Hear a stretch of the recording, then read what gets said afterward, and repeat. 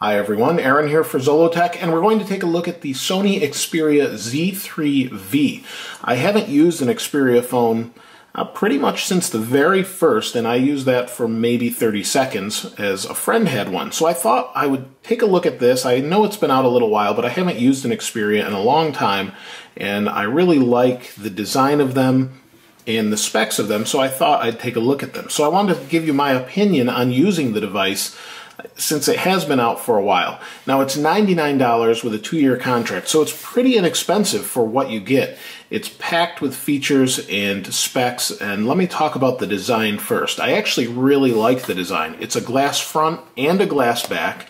It's waterproof, or water resistant as they say, and the design is really nice. Now, it's similar in the sense to an iPhone 4 and 4S in that it's glass front and back, and it's built just as well as those, and that's definitely a really nice thing to see on an Android device. The build quality is superb. It's metal around the edges. It does have some plastic covers that cover everything, and each cover has a little gasket in it. So you can see there's a gasket there's a gasket on this one, and there's the charge port, the SIM card, and they seal just like this. So you just push these down and they seal nicely.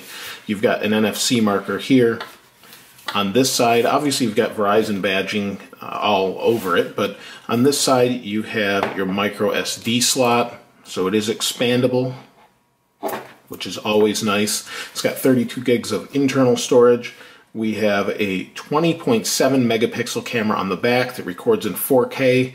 We've got an LED flash, and you've got the power button here. It's round. Volume, camera button on the bottom, nothing. Again, SIM card slot on that. And then we've got a 3.5 millimeter headphone jack, microphone, speaker, and your microphone down here as well. So it's a really nice phone. It feels extremely solid in the hand and is really nice to look at. So let me unlock it here.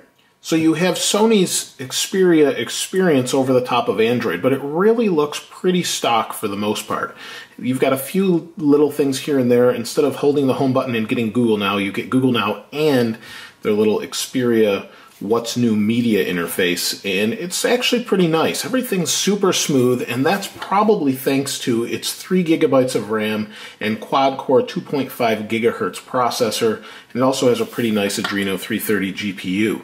So this is not a slouch. In fact, it never slows down. This phone's extremely fast and is pretty nice. I have to say it's got a very big battery. Now that's one of the downsides, is it's not a user replaceable battery, but inside we've got a 3200 milliamp hour battery, and I left this unplugged for about a week in standby, and it still had significant battery life. In fact, it's been unplugged for quite some time.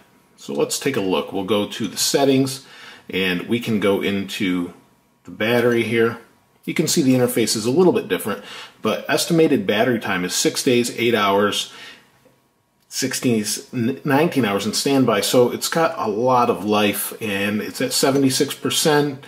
We can get all sorts of different information, but basically it just lasts and lasts and lasts. So most people, unless you're being a really heavy user with it, you'll probably be pretty happy with the battery life. The display is pretty decent to look at as well. It's a 5.2-inch 1080p display. It's an IPS LCD, and it has 424 pixels per inch. So it looks crisp and clear. It has great viewing angles and is just a real pleasant device to use. It's super solid, and like I said before, it's waterproof, or at least water resistant, so you don't have to worry about that. Now the main thing I wanted to check out, other than just the interface that they've got going on here, more so was the camera. Sony sensors are used in just about everything.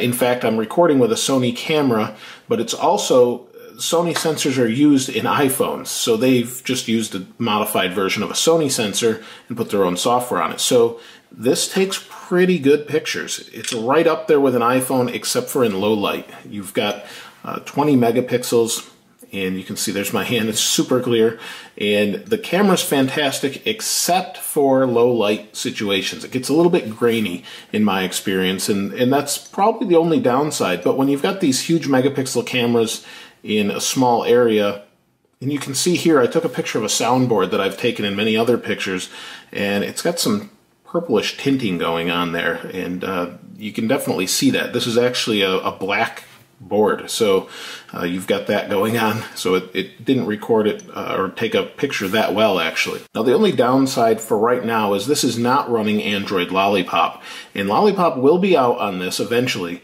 Right now, it's running Android right here. You can see the actual version is 4.4.4, and it's really nice, but it's not Lollipop. So it doesn't have all of the greatest features, but as far as speed, it's great. Battery life should actually improve with Android Lollipop, so that would be fantastic. You really don't get too much better than this phone battery life-wise. I've been really happy with that. As for everything else, it's just a really great device to use. And at $99 with a 2-year contract, it's a hard one to beat. You'd have to be looking for something specific in, say, a Moto X, maybe a custom design, or you want a bigger display or a 2K display, the higher resolution. You'd really have to need something else like that in order to make you not decide to go with this phone. So this is a great choice. I really like the Moto X, and I like this, and it's a real big toss-up. If we're talking about those devices, the only thing that sets those apart for me right now is the Moto X is running Android Lollipop. Once that comes to this device, this will probably be the better device. It's definitely the better camera choice. So if you're looking for a great camera on Android, this would be a great device for that, especially with the 4K video capability and this really great sensor that Sony has put in here. So it's not a really in-depth review, so if you have some other thoughts on this phone, maybe you've used it a long time since it's been out, a couple months or so now, let me know what you think in the comments below. I really don't see a whole lot of negatives with this. You could put a ton of storage in, 128 gigabyte micro SD in here, and it will recognize and let you use that on top of the 32 gigabytes that's inside. So pretty happy with it. I haven't had a case on it or anything, and scratch-wise, it's held up great. I have no scratches whatsoever, and I just really like it. This is one of my favorite Android phones of the year. This and the Moto X I really like. The Note 4 has a fantastic screen on it, but there's just something about the build of this that feels so solid, and that camera makes it.